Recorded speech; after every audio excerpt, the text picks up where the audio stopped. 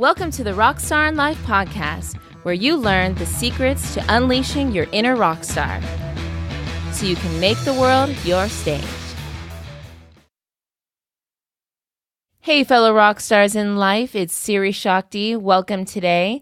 And with me, joining me today is my awesome co-host. And husband. Dr. Dan. Welcome, Dr. Dan. Well, thank you very much, Siri Shakti. So today, what are we going to be talking about?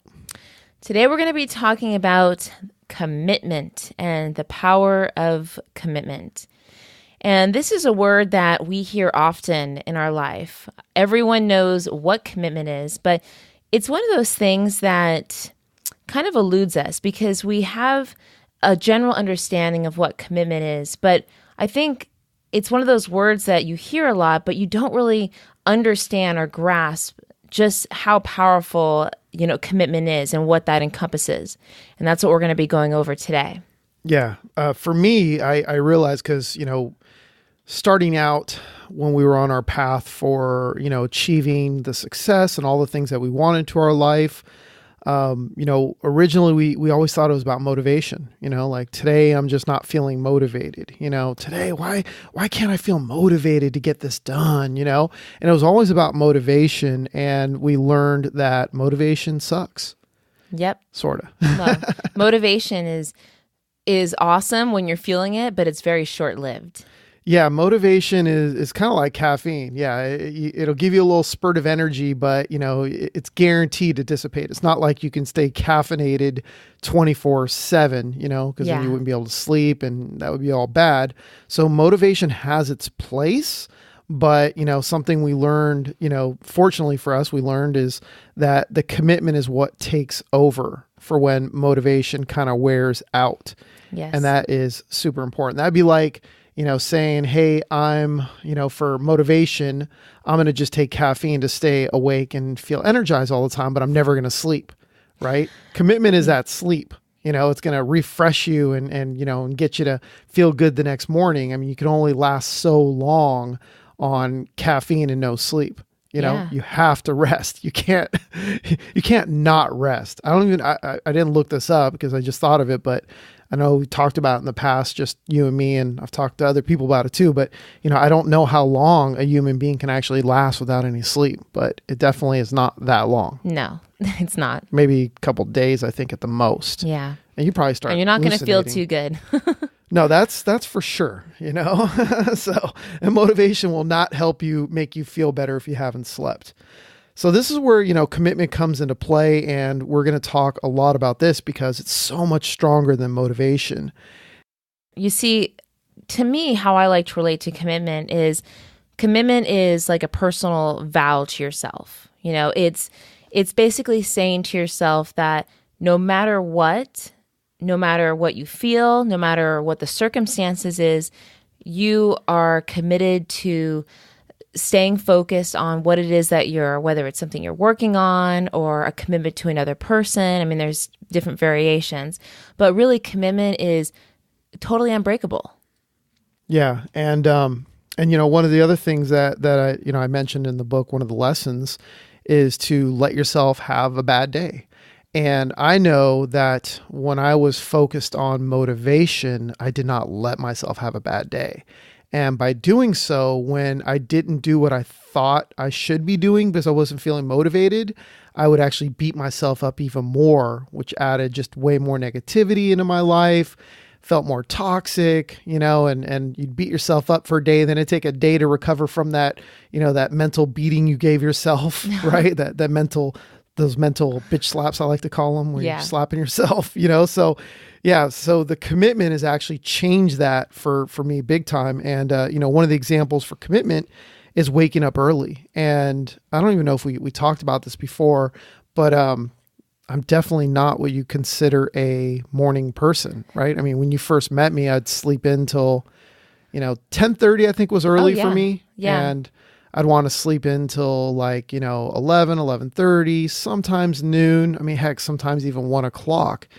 And, this is when I was, consider myself healthy and I was bodybuilding and eating good food, at the time I thought it was good food, but I was exercising and doing all those things, but I'd like to stay up late and do all that. But now, we're kind of forced ourselves because of our commitment to wake up early so we can get more done. We can do the cold showers in the morning, Yep. which we talked about in washing your brain daily. Yes. And what else? I think when we first started practicing Kundalini yoga, at the time, it wasn't like we were full force, like this is a commitment.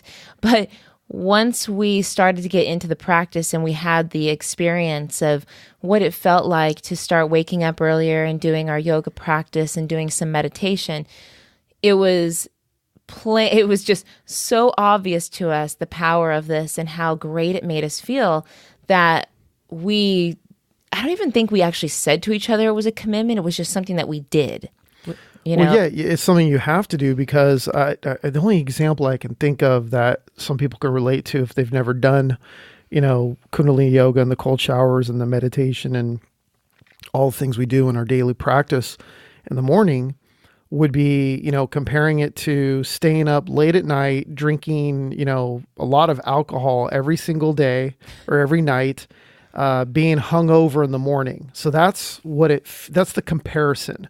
Not saying that before Kundalini yoga we felt hungover or anything like that. I'm saying the comparison between the two is the difference between waking up with a hangover, a massive hangover, and not waking up with a massive hangover. Yeah. That's the difference for us. And enough of those, you kind of form a commitment to. Oh, big time. But you still have to commit because there's times that you just wake up. Like actually, I would say almost every single morning I wake up and I don't want to do it. And I'm like, you know what, you're committed, so there's no, today I'm not motivated. I can't like trick myself and saying I'm not motivated, so I'm not going to do it today. Or I got to jump up and down in my bed and, and feel a certain way before I get up to do it. Definitely yeah, exactly. Well, that's one thing I just thought about that, waking up each morning. Oh my gosh, I can totally relate to that because there are so many mornings I wake up and I'm like, this bed feels so comfy. I just want to lay here. It's so cozy.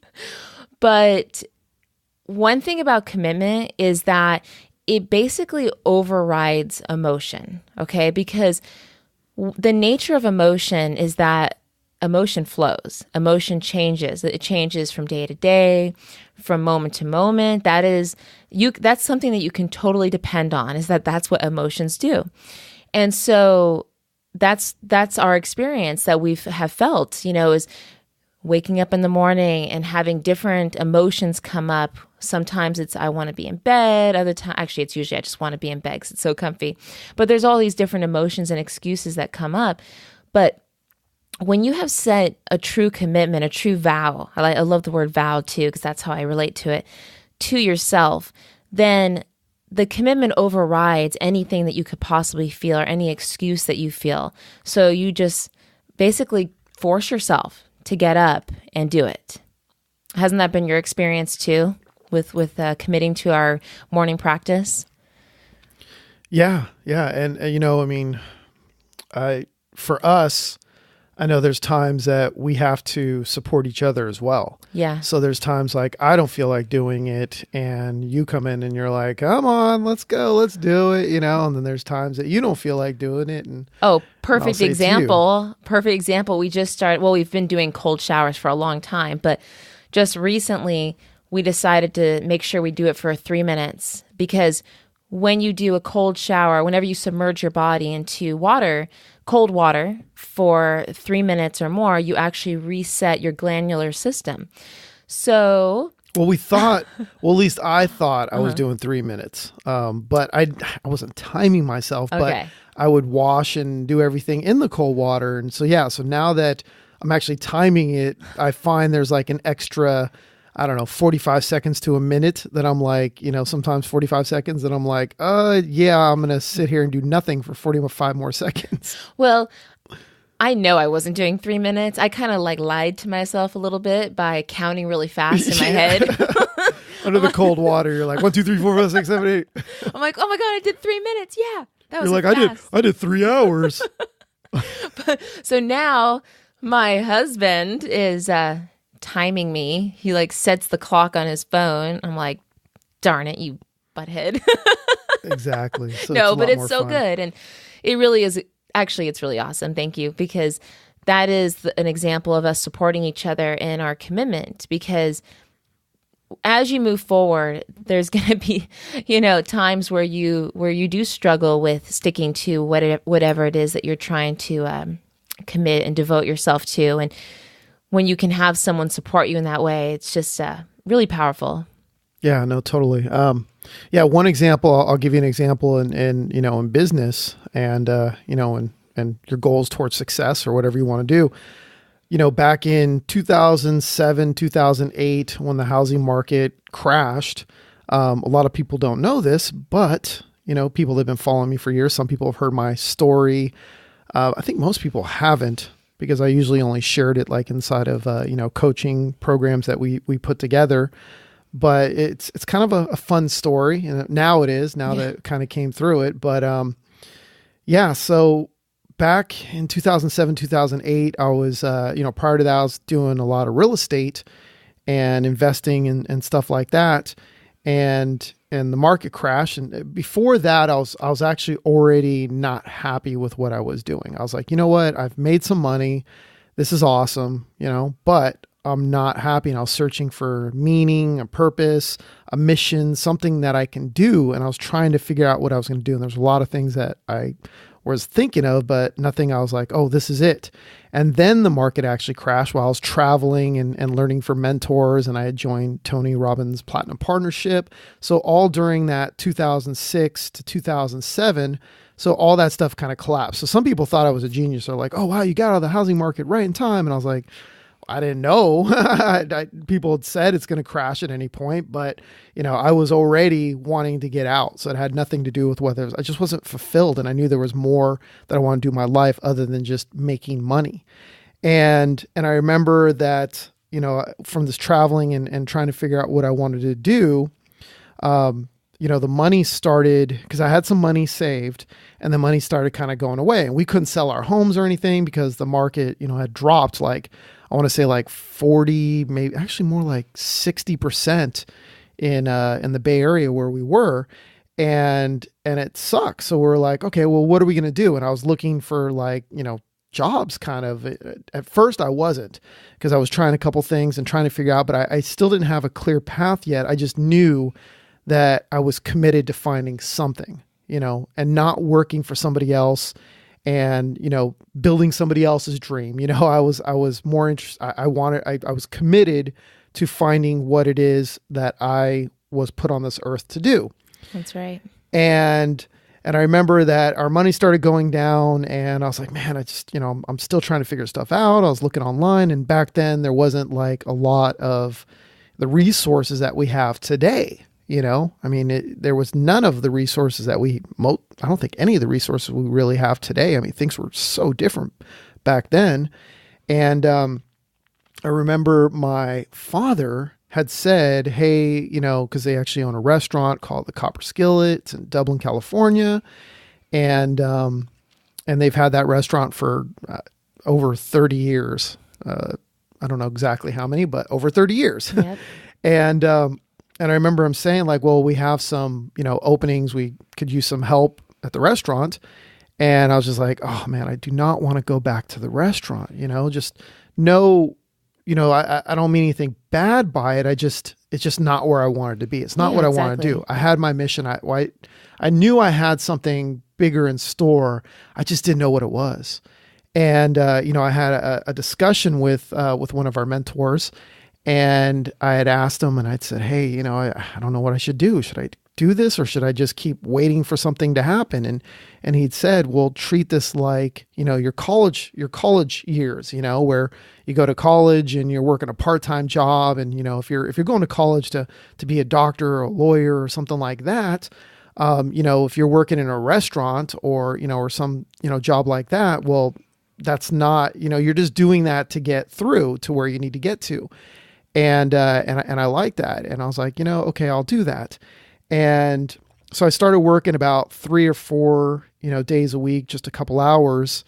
And I started actually making it fun, I actually I started sell. I actually had both my books, so I was like, you know what, I got all these books here, and I've been trying to sell them online. But when you're selling physical books online, I was also speaking at events and selling them at events. But I got sick of traveling. I got sick of trying to peddle books from from a stage. I just wanted to give them away, and also, I don't know if you remember these days, but when I first started selling those books, there wasn't really, I mean, there were, but there weren't. It wasn't really easy to get like a fulfillment center to ship out your books and do all that kind of stuff. I remember that. So yeah, so I was like, okay, so we would go to the post office and have to mail them out. I'm like, man, if you calculate the amount of time it takes to put these together, and even if I hired somebody, and I thought about doing that, and I was like, this is just a job then. I don't want that. I was looking for something else, and I didn't know really what else was out there. But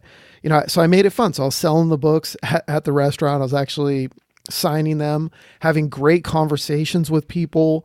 I kind of turned it into a study, where I was like studying human behavior and studying people and having great conversations and networking with all types of different people that I would have never met if I didn't do that. So my commitment was still there, and I was working towards my goal on those other days. That's why I was only working like 3-4 days a week, and I started meeting people there. And as I was networking with people, they would ask me like, oh, you wrote these books. So what are you doing with those? Or how are you selling them? And I said, well, I sell some online, and, and I got a website up, and I'm doing all these things. And they're like, oh, really? And I was like, yeah, I'm doing some YouTube, cause YouTube was kind of, it's nothing like it was today. It was nothing like that. There wasn't any YouTube millionaires like there is today. And there wasn't vloggers or anything going on like that. It was nothing like it was. And so they were asking me, they're like, so you do the social media stuff, and, and you got your books on YouTube, and, and you got your website and do all those things. So, wow, that's really interesting. And we get on the conversation. They're like, hey, I have a jewelry business. I have a jewelry, place in San Francisco. Can you help me with actually they asked, who can I talk to learn how to do that? Or who can I hire to do it for me? And I'm like, I looked, I couldn't find anybody. You had your traditional stuff like, press releases and getting on radio and TV and stuff like that. But there wasn't really any social media marketers.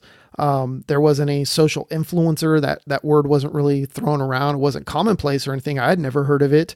I didn't hear of local business marketers or any of those kind of terms being thrown around. And so I said, I don't know. I tried to find somebody and I couldn't find anybody. So I just started doing it myself. And they're like, well, can I pay you to do it for me? Wow. I actually forgot about this. It's awesome. Yeah. Thinking about this again. Yeah. And I was like, okay, well, this is the universe knocking, knock, knock, I talk about that, and the universe knocks, and you got to like kind of open the door and see where it's going to take you, So I was like, okay, well, let's see where this goes. And from that one client, it turned into another client and another client and another client. I mean, they referred me some people, and then there was, a couple other business owners that hired me from that as well. They're like, hey, and I wasn't even really trying to sell my services. People were just, it was from conversation, like, oh, you wrote these books and you do other stuff, and how'd you do that? And, and then it's like, okay, well, then I was like, okay, well, where is this leading me to? And so I had to do more research, and I was learning online from some online marketing forums. There was a couple of them out there, a couple big ones, like maybe like 2 or 3 big ones. And I started posting what I was doing, and people started following me on there, and they were just like, oh, whoa, like, what are you doing? And I started telling them, and they're like, oh, can I hire you to coach me? And I was like, okay, and I got paid to do it, and I forgot what I charged. I think it was like $500 an hour or something. I was like, okay, cool. Okay. So there's something here, but I don't want to just coach people, cause that's a job. Right. And then I remember, somebody reaching out to me, a couple of people actually reached out to me and saying, hey, have you created a training on how to do this stuff? And I'm like, well, I've done some coaching. And they're like, well, can you put together like a ebook, cause those were pretty popular at that time. And I was like, okay, I'll put it together. And I closed my door for like 6 days and said, don't bug me. Yeah. And you were hiding in your cave. I remember that. Like, yeah. So Yep. for 6 days, I put all that together, and then I put it out there. I launched it, and I was like, and I had no expectation. I was like, okay, well, hopefully I make some money at this, and keep in mind, the pricing for that ebook was something like $7 and then I think we raised it to like $9, and then eventually got raised to like, 16 or 14 or 15 or something like that. But it took off, and I had sold like, over 1,000 copies, and I was just like, whoa, and that awesome. yeah, that one ebook, generated more than, it's like over $100,000. I mean, it was like, whoa. I was like, okay, universe, Yeah. universe is saying, hey, Yeah. here you go. But, none of that would have happened if I wasn't committed to my dreams, my purpose, my mission. If I wasn't, saying, what, I'm going to keep, instead of taking the easy route, which would have been, okay, well, I can go work for somebody else and do something else, something I'm good at, or, or whatever they're willing to pay me. And yeah, I could have had like a $50,000 a year starting salary, or could have got it to $100,000 or whatever, but I would still be working for that person. And I wasn't working on my dreams, on my mission and my purpose in life. Right. Yeah. Yeah. Right. And, one thing I just thought about when you were saying this is, you had before, this was successful, your ebook, right? That was an ebook, right? You had many smaller victories that kind of led up to this. And in your commitment to staying focused, those little victories eventually led to this big victory. And then again, this is how it happens, is when you stay committed. When you stay committed. Yeah. That it's not if it's going to happen, it's going to happen, and you don't put a time limit on commitment. You just know in your heart that it's going to be, which is exactly what you did. And look at where we are now. I mean, look at where you are now. I mean, yeah. Well, I mean, yeah. I mean, we turned that into a, multi-million-dollar digital media and publishing company with my partner, Ben. And if it wasn't for all that, we would not be where we are today. Yeah. Yeah. And there's something that I want to mention too, when you were discussing when you first went to the restaurant, and how at first, you did struggle internally with the idea of going to work at your parents' restaurant. Not that it was not a good place to work at. I mean, it's an awesome restaurant, and your parents were so generous to have, invite you to come work there. But I remember you going through a lot of internal struggle during that time, because you have naturally big goals, big dreams that you want to manifest. But something that I remember is you would come home and you were struggling between how to organize your time with working at the restaurant and then also working on your ultimate vision. And we decided to break up your time into A days and B days. And the B days were the days that you were at the restaurant. And when you were there, we decided that you decided that you were just going to focus on being present and being there and enjoying it. And then on your A days, those were the days that you were going to be present at home, working on Dr. Dan, working on your vision. And so in that commitment, you found that flexibility to make it work. Yeah. And so, I mean, you can kind of dig in, and we can go even further back than that, but you can kind of like dissect that, and hopefully for some of you that know that you have a purpose, you have a mission in life, but you haven't figured out what it is yet. If you're like, I know I'm smart, I know I'm driven, I just don't know what the heck I want to do or what I'm going to do. Just know that if you move towards that path, it can lead you there. So even though, sure, it would have been just as easy to like sit back and hide in a corner and say, I'm not going to do anything until I figure out what exactly I want to do. But if it wasn't for me doing something towards it, even though I didn't know what it was at the time, if I didn't do something towards it, then it wouldn't have unfolded in front of me. It's kind of like, they talk about the law of attraction with the movie The Secret and stuff. And, a lot of people complain like, oh, well, in the video, the little, I think it was like the little boy sits there and like wished for, spoke to the universe and said, I want a bicycle. And then the bicycle showed up, Yes. And yeah, there are cases when something like this does happen, but let's be honest, let's be real, right? Real talk right here. Real talk. If let's say I sat here and I said, I'm going to, envision and make it so real in my head that, an airplane's going to crash into our house, right? Oh God. Or let's not say that one. Yeah, I went a little dark with that one. So let's say somebody's going to give me a Lamborghini. Yeah, that's better. And I'm just, okay, there you go. Somebody's going to give me a Lamborghini, a brand new Lamborghini, and I'm just going to make it so real and I'm going to use the law of attraction to get it. But I don't leave the house. I don't answer the phone. I don't talk to anybody. I lock myself in the room and I don't do anything. You have to actually do something. You have to look for the signs. You have to listen to the universe. You have to move forward towards those things. And then, yes, they will manifest themselves, but you have to move towards them. You can't just sit around waiting in your underwear on the couch. Yes. Right? Yes. I like to think of it as we commit and then we take action. Yeah.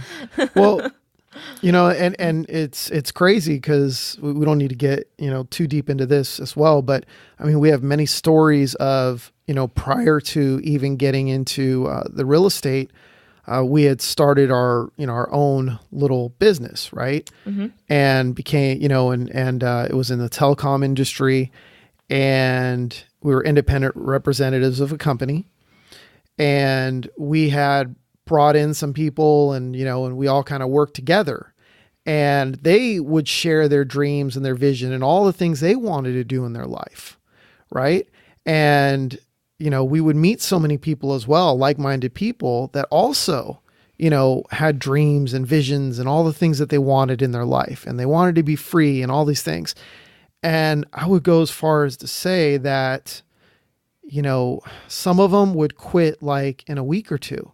Yeah. Some of them would quit in a couple weeks. Some would quit in a couple months. Some of them in a couple years. But I mean, I want to say like at least 95% of the people, and we met like over 200-300 people in the span of a couple years. I mean, more than that probably. And it was usually... Oh God, you're right. Because I can remember some of them quitting like within a week, and it was usually when they hit like an obstacle, mm-hmm. and that it was kind of sad because that one obstacle, the fear or the uncomfortability of that was bigger than the joy of thinking about where they could get or what their goals were or their visions. Yeah. Well, they weren't committed. They weren't. Is the bottom line. There you go.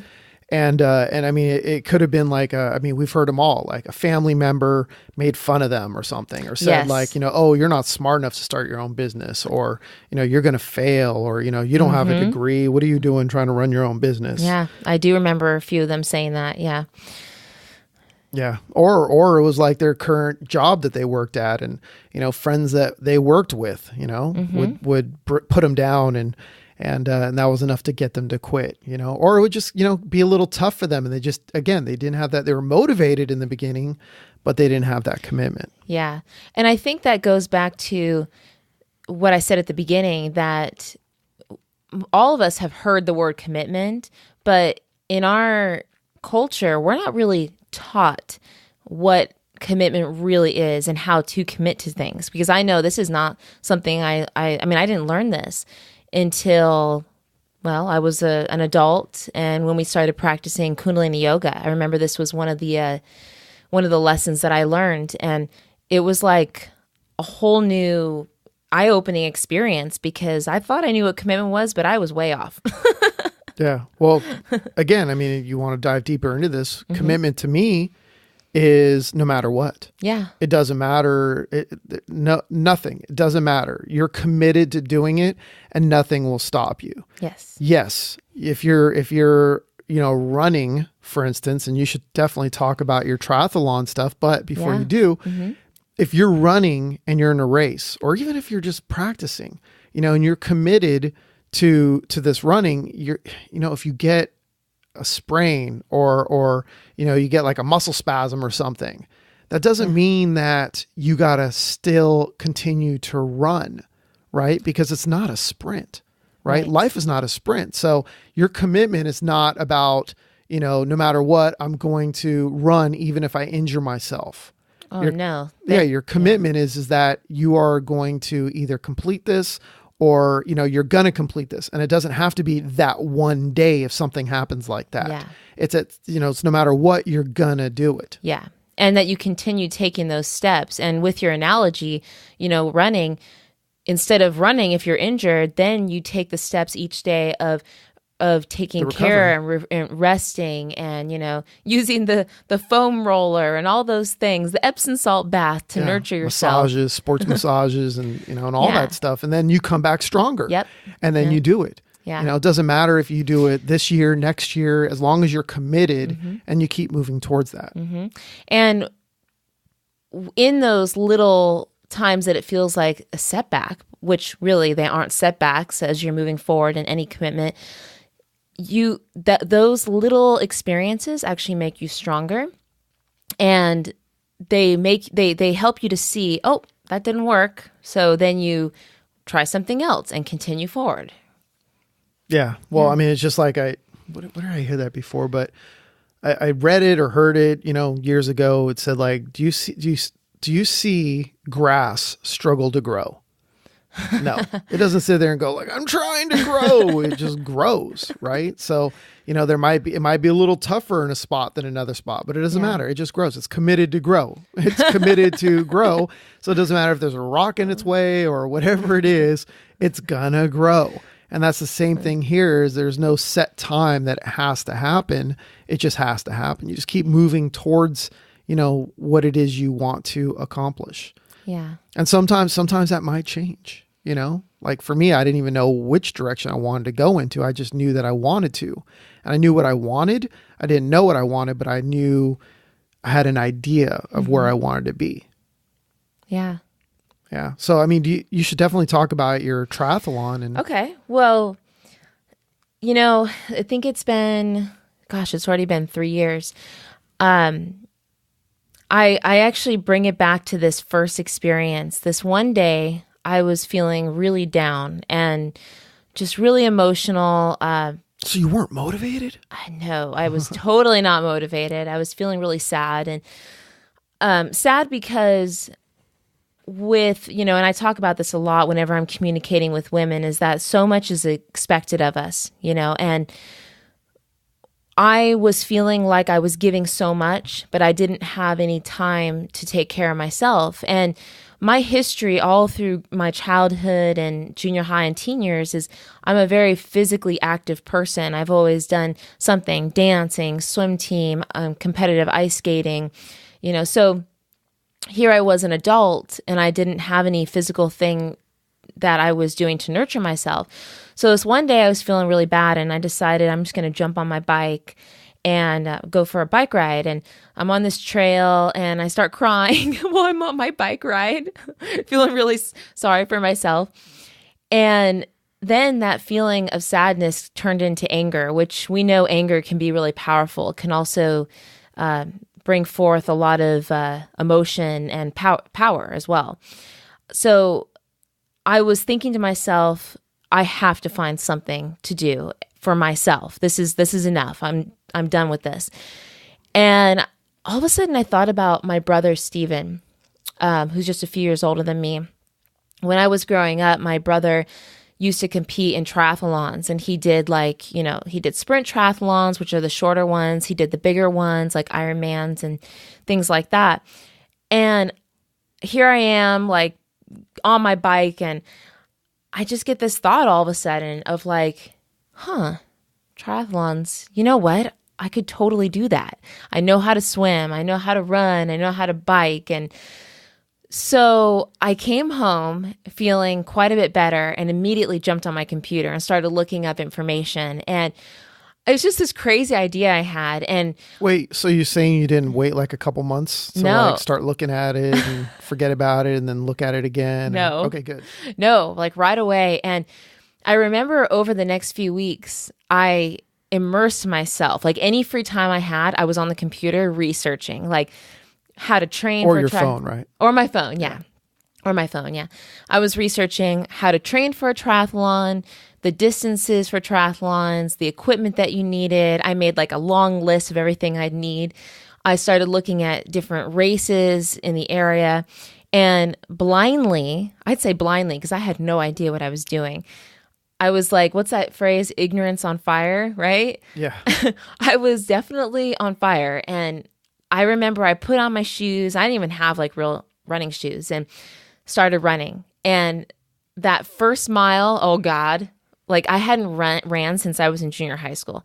And that first mile was awful. It was so hard, but I thought I'm doing this.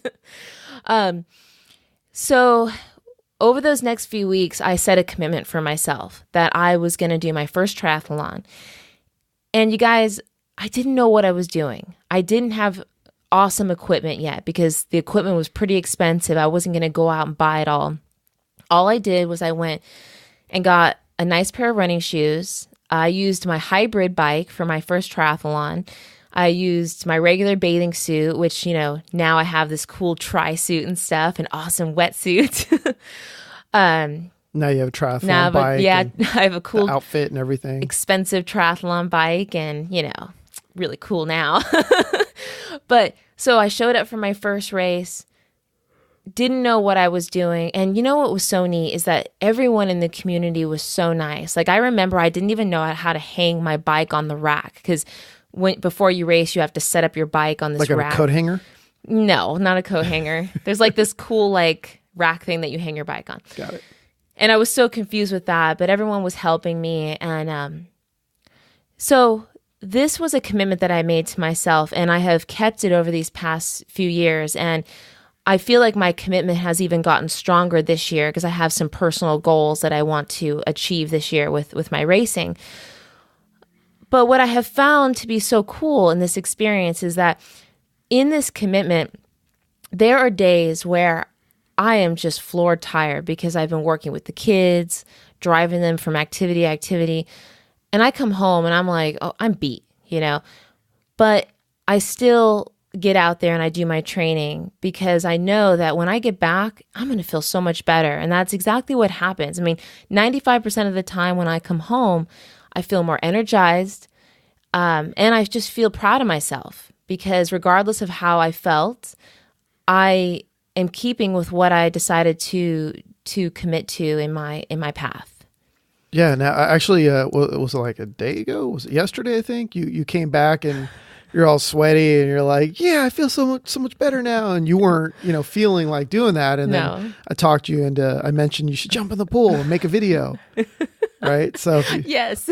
So if you guys want to see that video, we'll go ahead and put it on the on the page. Well, and I actually there's something I want to say about this too. That yesterday, because I'm building up my mileage again, because I haven't been doing as much running the past month or two, and I thought to myself, I'm going to get out there and I'm going to do like a 7-mile run, and in my head I thought, I can do this. I'm committed to it. But my body was not quite there yet.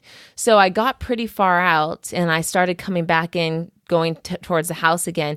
And my legs started cramping up. And I thought, oh my gosh, I can't go any further. Well, yeah. Well, your commitment is not, I'm going to do 7 miles right this second. Even though at the time that might have been what you said to yourself. Oh, I did. And it sounded like a really good idea. But your commitment is that you're going to run 7 miles. Yes. Whether it was today or tomorrow, but you were going to do all you could today, Yeah. And I was proud of myself, though. I wasn't feeling discouraged. I went as far as I could. And then you know what I did, guys? I called my husband and I said, honey, I can't go any further. Can you come pick me up? So my loving husband drove and picked me up. Yeah, you weren't that far away. No, I wasn't. You weren't even a mile away. But I thought it was funny. I thought it was pretty funny. It was. I actually almost picked up the wrong person. There was somebody standing on the street too, wearing a black outfit. And I don't know. I guess I wasn't paying attention. I was like, oh, it must be her. I mean, who else is going to be standing on the street? But you were like a little further ahead. I saw that. You started pulling over and she looked at you like, why are you pulling over next to me? It was kind of... If I had already pulled over, I might have, because I like to joke, I might have said, get in the car. I don't know. That might have been bad. Totally creep her out. Yeah, let's not scare the neighbors. I know, I'm just kidding. So that's triathlons. Now, obviously, some of you probably can't fully relate to that because you're thinking like, triathlon, I just want to go to the gym and do some Pilates or something, or I just want to lose 5 pounds. But you know what? The same thing goes for all those goals. It doesn't matter what sort of goal you have. 5 minutes on the treadmill each day. Absolutely. Yeah. A walk around your neighborhood every day. Whatever it is, commitment is still the same. You need to be committed to whatever your goal is, and then you can increase it as you move forward. You can make it a little bit more, a little bit more, a little bit more. So like for you, 7 miles, the next thing you know, you can do like 50-mile, runs, 100-mile runs, 100,000-mile runs. That's one thing I'm so intrigued by is a lot of these athletes that I follow now, like a lot of vegan endurance athletes. I look at them and it's so easy to think they've always been this fit. They've always ran, 20 miles at a time. But no, they started from basic. They were just like myself. I at first could do like half a mile, and even that half a mile is struggled in. So however big or small your fitness goal is, or any goal that you're working on, this same principle applies to all of those. Yeah. Yep. So take that lesson in.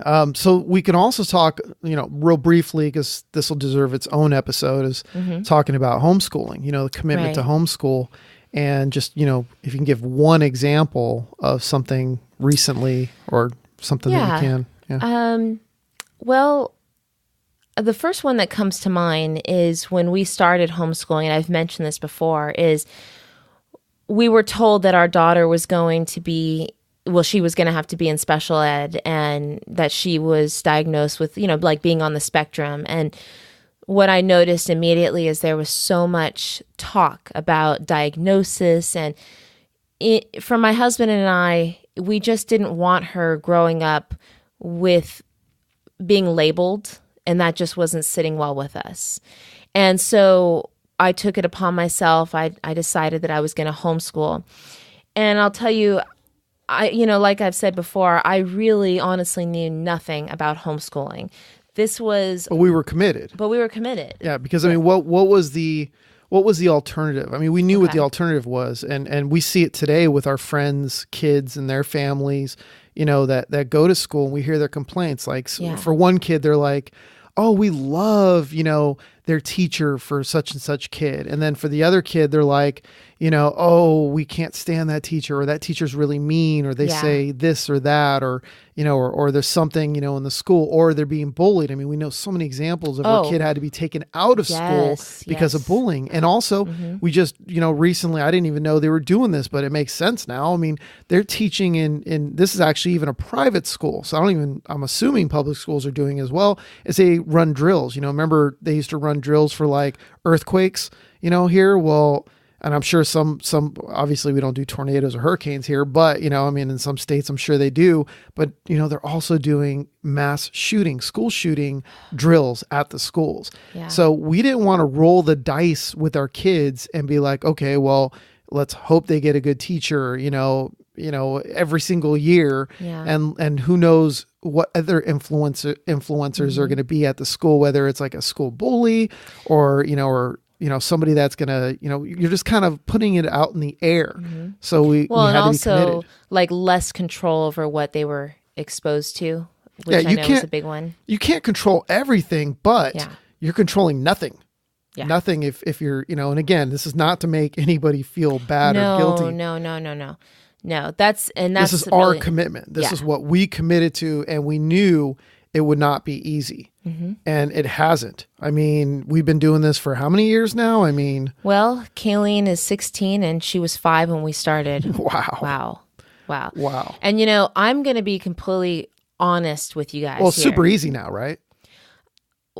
Let's just say easier. Easier is the key word. But I'm telling you, it has been an up and down experience. But when I committed to this, what that did is that ensured that I was going to find the answers no matter what. And the one thing that happened is our oldest daughter, she, having differences in how she processes information and learning. I tried so many different ways to teach her how to read. Age 5, age 6, age 7, age 8, all the way up to age 10 rolled around, and still reading was not happening. And I'll tell you, I went through years of so much struggle. I mean, just ask my husband. Well, she would still, at age 10, she was reading a couple words here and there. Okay, yeah. It wasn't that she couldn't read at all. It was like little beginner books, exactly. Okay? And the mother side of me was so freaked out, right? That it was not going to happen. What I did though is, I even hired 2 different tutors, and that wasn't helping as much either. You remember that? Remember one of the tutors, like you were like, oh, I love this tutor, and she got highly recommended. Yeah. And she like came in and she started like getting all strict and stuff, and we're just wait, what? This is no different. We could have just sent her to public school for this. But one thing that did help is I remember I got online one day and I was looking up like what other homeschool parents had to say about this topic. And I found story after story of people saying the exact same thing, that their child didn't read until an older age. But what was so interesting to me is that at age 10, I bought her the book Avatar. So I bought her the Avatar book, the first one of the series. So not the movie. No, not the movie. Not the movie. Like the Airbenders. So not the blue people. No, not the blue ones, yeah. And that was it. She loved that book so much. It was like magic to me. I remember sitting there hearing the words come out of her mouth, and I was amazed. And after that, it just kept coming and coming so quickly. I bought her the whole series, and that was it. She was a reader. So I'm telling you the story because... Well, it took me over 20 years to get to that point myself. I had to find a book that I was like, whoa, I can actually read now. I can understand something. It was because something that interested me. Yes. Yeah, so I was not going to give up. I was not going to give up on her. I'm never going to give up on our homeschooling. And people even ask me, oh, are your kids going to go to high school? Public school? I'm like, no, we're in this for the long haul. Like, this is my commitment. We're in this, baby. Yeah, and it's definitely not easy. Right. Again, you have to turn to your commitment. I hear there's days like you go into the bedroom and cry. It's like, oh my God, it's so tough today, Yes. But I do celebrate my victories because it is getting easier where I just have gotten used to it over doing this so many years that putting together what we're going to do each year is a lot easier. I think the one I struggle with the most is our 8-year-old, just because he's younger and so strong-willed. Talking about Bodhi, right? Yes. And he likes to do what he likes to do. Exactly. Again, which is not bad. No. We have to stay committed, and it's a challenge for us, but we grow from it. We learn from it, and they learn from it. And we're very careful because, like my son, I forgot what he said. Bodhi said something to me like, I'm sorry you were mad at me and don't like me right now, or something like that. And I was, or you hate me right now or something. And I said, Bodhi, I don't hate you. Yeah. I said, I love you. You're making me very angry, you're pissing me off, and I don't want to be around you right now, but I still love you. And so we actually got in this long discussion about how that is. And I said, look, you can be mad at somebody, you can be upset at somebody, you cannot want to be around them right now, but you still know you love them. And, it's just, giving it a little bit of time, letting you calm down, and, and having that deep conversation with them was really awesome, because too many people out there are just like, oh, they made me angry. They pissed me off for something they did. And then they hold on to that, and they don't really understand how that's separate. In that moment you're angry at them, but it doesn't mean you hate them or or, anything like that. So, I mean, that we could save that for another time, because that's like a whole another episode to talk about that. I definitely want to talk a little bit about how commitment works into relationship. And again, this could take its whole own episode as well, because, when it comes to commitment with relationship, I mean, it's huge. Yeah. It is really big. Yeah. I think this is one of the coolest things for me, because I know, we've been married now for 16 years and together for 17 years. And, any marriage is going to have ebbs and flows. We're going to have arguments, disagreements, and then times where we're totally connecting. That is relationship. Okay. And I think that this is one of the key things that we're not really taught growing up, is how commitment really looks in a relationship. And the way I think of it is that when you're not fully committed, you have like one foot out of the relationship and one foot in the relationship. And that causes like an imbalance. Commitment is when you both have both feet in the relationship. And I love that, you hear that thing, it takes two. It really does take two. It takes two people that are going to be equally committed to each other. Yep. Yeah. So. Well, I like, I think the first time we heard this was from Guru Singh, and I had also put this in my book, the little book of secrets, how to attract the person of your dreams and keep them, which you can get at rockstarinlife.com as well. And I remember he related it to, he said, are you sailing through life in a relationship or a relation canoe? And I thought that was like awesome. He said, like, can you stand up, in that ship or that canoe? You can't stand up in a canoe, you're going to tip over. It's very difficult, right? Yeah. And will it weather any storms? I mean, will a canoe weather a storm? No. Definitely not. You don't want to, who here wants to be in a canoe when there's a storm, right? You want to be in a nice sized ship is what you're hoping, or actually you're hoping not to be on a ship. But if you had the choice between the two, which one would you want to be in? Yeah. And that's the, that's like you said, 1 foot in, 1 foot out. And too many people are in a canoe, right? When it comes to the relationship. And that's why they're like, well, if this person does this or says that, then I'm going to leave them, Yeah. or if they don't act a certain way, then I'm going to leave them. And that's having 1 foot in, 1 foot out, is that you have that option in your head, of I can always leave. Yeah. And that's not commitment. That's the exact opposite of commitment. Yep. And another thing to go along with what you were talking about, the ship, another part of that I remember hearing is that even when you're in a fully committed, let's say you're on a nice big relationship. Okay. I love that, relationship. Yep. That let's say you turn around and here comes this big typhoon. You're going through a big challenge in your relationship. The feeling that comes to you when you're going through a typhoon in your relationship is you want to jump ship. How smart would it be to jump ship when you're going through a big storm like that? Not very smart, because you're probably going to drown in that water. When you stay committed, both people firmly planted and secure and safe on the ship, eventually that storm's going to end. And eventually the sun's going to come out, which we have experienced, right, Dan?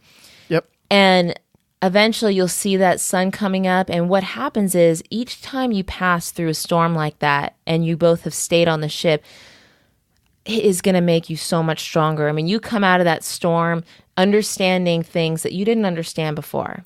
And actually your commitment even becomes stronger. Yeah. And it also, again, you kind of mentioned it a little bit ago, it takes two to be committed. So you can't control the other person. So you need to be committed. Mm-hmm. So whenever, years ago, I used to give, I used to do relationship coaching as well. And one of the things that came up quite often, I won't say all the time, but quite often was they would say, I'm committed, but they're not.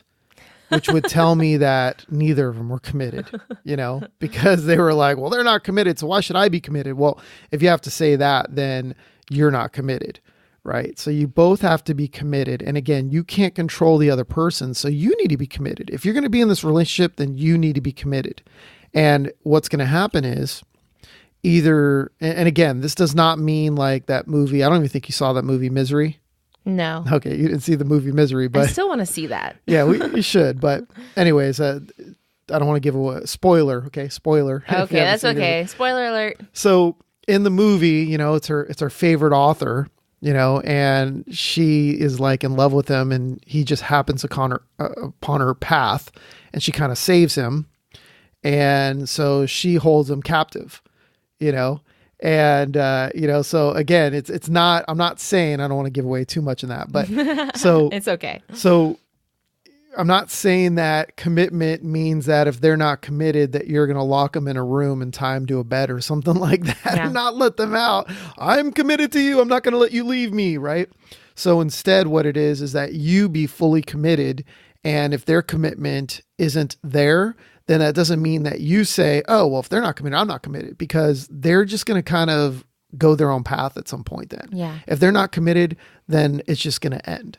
But you're not the one that's, with your foot out already, and there's a good example of that with in Hollywood, right? Because in Hollywood, I mean, I can't even honestly think of more than maybe 2 relationships off the top of my head that lasted, as long as I can remember that they were together, and one of them isn't even married, so the one that I was referring to was one that me and you've talked about quite often. We used an example. Yeah. Can I yeah, say go it? ahead. Cool. Because I like this. So Jada Pinkett and Will Smith, when they were interviewed one time as a couple, they asked, how is it that you have managed to stay together this long in this, and have these children, and when so many Hollywood relationships can't seem to make it work and end in divorce? And I loved what they said. They said, we simply take divorce out of the equation. It's not an option. So perfect example of commitment.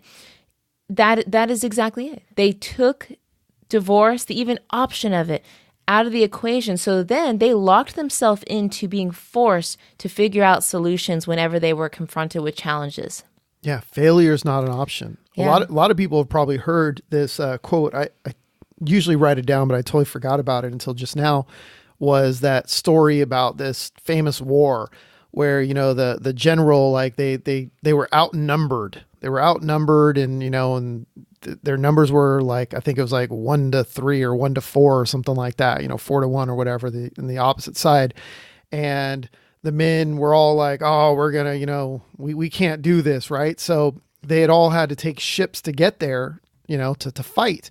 Well, the leader had said, had ordered them to burn the ships.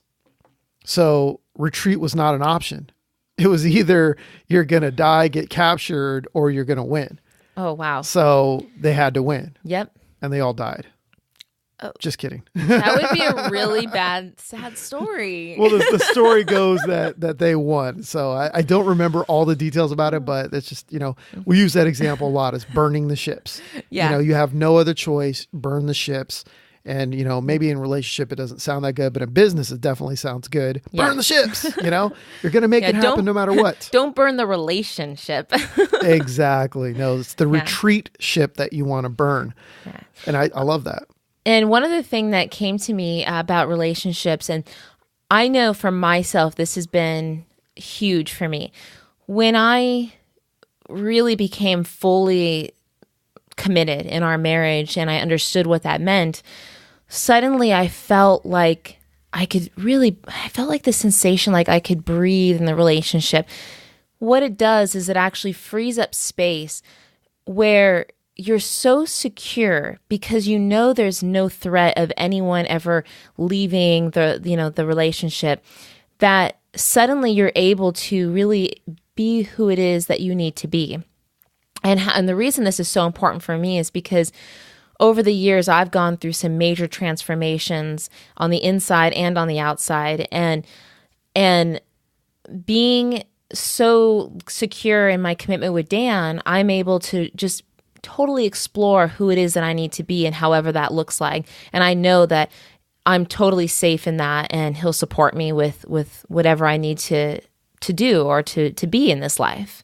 Yeah, and I kind of had an advantage over you when it came to this commitment. But again, I mean, in my past relationships, I did not have that commitment, so I had to learn it as well. But fortunately for me, my parents have been together, since I was born. Before I was born. For you, not so, fortunate. Your parents had, so you would learn there is an option to escape. So for you, and again, this deserves its own, episode, so we're not going to go deep into that. But one thing I do want to mention is that, if you are, this doesn't really go for if you're in an abusive, physical or verbally, abusive to the point to where it's like you need to get help. So definitely I'm not saying, you need to be committed if they're beating you or something like that, or if they're constantly yelling at you and calling you names. I mean, you need to go out and get help. Yeah. So, again, and you can be committed to getting help and trying to work through it. Obviously, if they're physically abusing you, then you just need to leave. Yeah, exactly. And get help. Definitely want to make sure. Yeah. So is there anything else you want to touch on that? I had some things I wanted to say about how do you commit? I mean, because it's easy just to say commit, but there's some things that I was thinking of how I've committed in my own life. When I know at the beginning I said that I look at commitment as being like a vow or a devotion to my internal self, to myself. I guess another way of saying it is like to my higher self. And so it's really like a promise. And that's why whenever I'm going to commit to something, I encourage you to choose wisely what it is that you're going to commit to, because these things are not to be taken lightly. I mean, when we say commit, it's something that is really important in your life. I mean, just like a relationship, you wouldn't take that lightly, right? Anything, I know for myself, anything that I have chosen that is going to be a major commitment and part of my life, I don't take that lightly, and I make sure that it's something that I know is really right for me and for us. Don't you agree with that? Yeah, I do. Yeah. Definitely.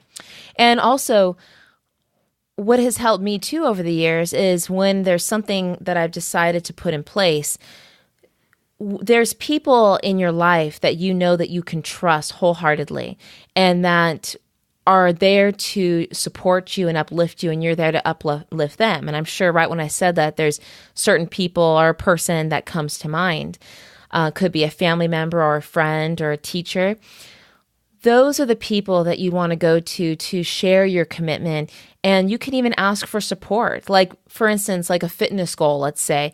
Oftentimes you can ask for support in, if you feel like you're struggling a little bit in that, you can reach out to a friend or whoever it is that you choose and just talk to them. Tell them. An accountability partner. That's right. Thank you. And especially if you both have similar goals. I mean, we do that in business a lot. If two people want to like create a course, an e-course that they can sell online and they haven't done it, but they're both like beginning or starting out, a lot of times they'll partner up and hold each other accountable. Like, oh, did you finish these lessons today? Yeah, I did. Did you finish your lessons? Cool.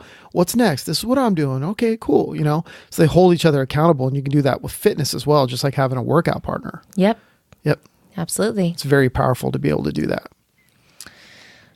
Well, anything else you wanted to add, or No, we getting close to? I'm ready to give everybody their Rockstar mission for today if they choose to do so. Nice. But before we do, don't forget to go to rockstarinlife.com to get, links to all the resources we've mentioned, the show notes, the episode transcript. You could also see the cool video of Siri Shakti jumping into the pool. It's a 1-minute clip. We cut it down to 1 minute so we can put it on Instagram as well.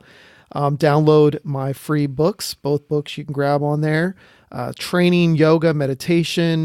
We're adding, I think we have homeschooling stuff on there as well. And if it's not there, it will be. It will be. Yep, Yes, it's it will coming. be there. Exactly. We're going to be putting homeschool advice and tips and strategies in there as And well. resources too. And resources. And we're adding something every single week. So make sure to go to rockstarinlife.com and join the Rockstar in Life revolution today. All right, so here is your Rockstar mission if you choose to take it, and we hope you do, right? Yep. All right. Absolutely. So here's what you're going to do. You're going to write down what are 5 things that you want to achieve or do in your life that you haven't fully committed to. This can be anything from your relationship. It can be, homeschooling your kids. It could be a fitness goal, whether you want to lose weight or, and write down, hey, I want to get in shape and drop, get rid of, eliminate. We don't like to say lose because then, it's kind of like, oh, well, I lost it. That means that it's mine and, and I want it back, so you don't want to lose it. Like you lose your car keys. Those are my car keys. I would like to get them back. So you don't want to lose weight. You want to eliminate it. You want to destroy it, right? Get rid of it. So write that down. If it's you want to run 7 miles or work up to 7 miles or 5 miles, write that down. Maybe you want to write a book. Maybe you want to start your own, like a e-course that you can sell online. You want to start a new business. I mean, whatever it is that you want to do, right? Mm-hmm. Is there any other examples you can think of?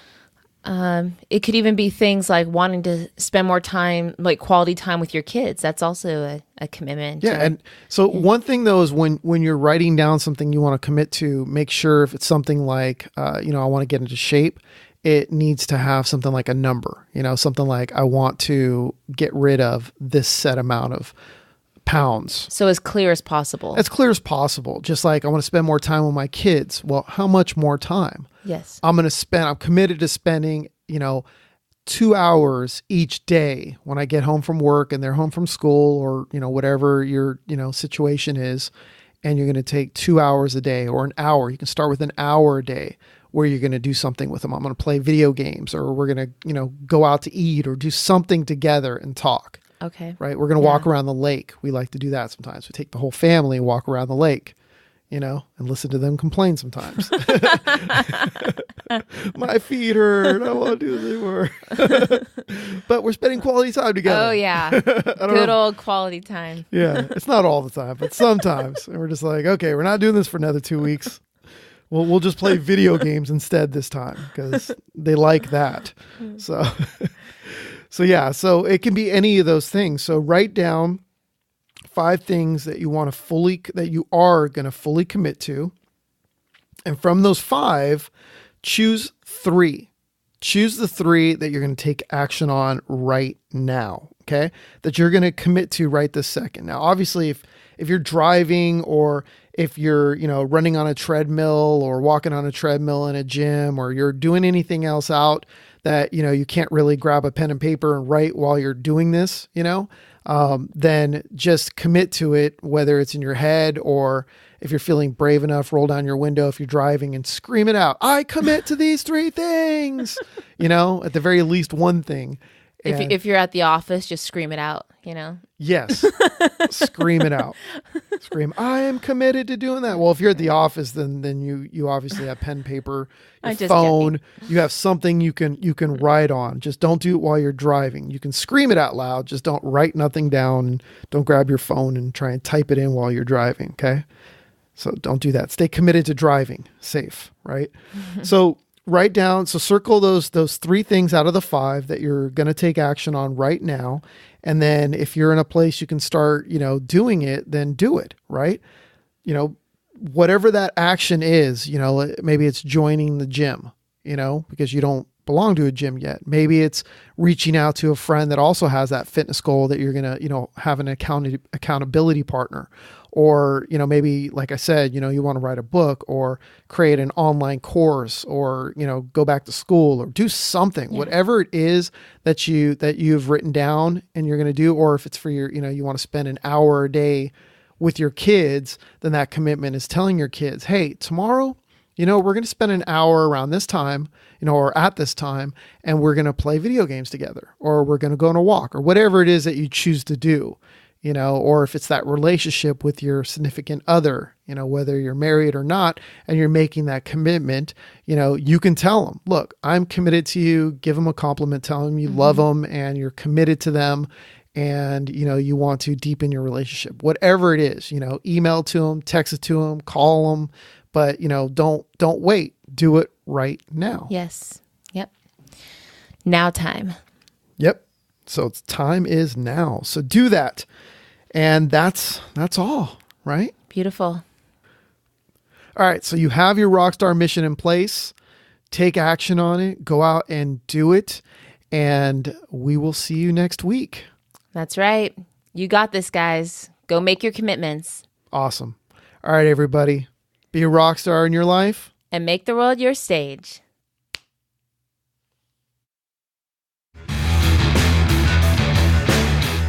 Thanks for listening to RockStar In Life, your source for unleashing your inner rock star.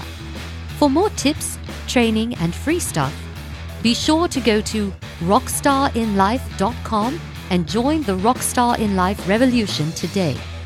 Thanks again, and don't forget to make the world your stage.